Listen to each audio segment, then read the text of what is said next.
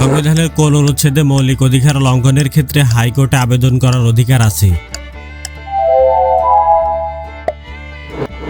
সংবিধানের কোন অংশের রাজস্ব আদায়ের বিধান বর্ণিত হয়েছে?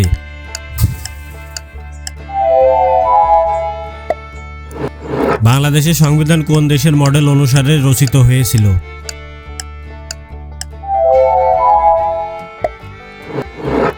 সংবিধানের কোন অংশে শ্রমিকদের অধিকারের কথা উল্লেখ করা হয়েছে?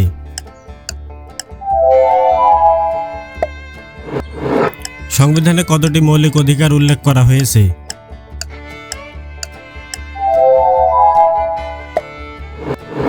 সংবিধান অনুযায়ী বাজেট পাশের দায়িত্ব কার উপর বর্তায়?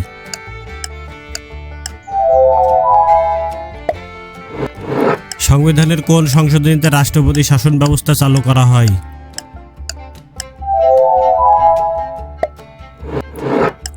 সংবিধানের কোন অংশে প্রতিরক্ষা বাহিনীর কার্যাবলী উল্লেখ করা হয়েছে?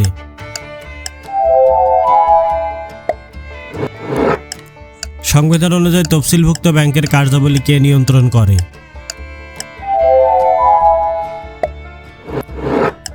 সংবিধানের কোন ধারায় আইন পাশের পর রাষ্ট্রপতি সম্মতি গ্রহণের প্রয়োজনীয়তা বর্ণিত? সংবিধানে কতটি মৌলিক রাষ্ট্রনীতি অন্তর্ভুক্ত করা রয়েছে? সংবিধানের কোন অনুচ্ছেদে সম্পদের সুষম বণ্টনের কথা বলা হয়েছে?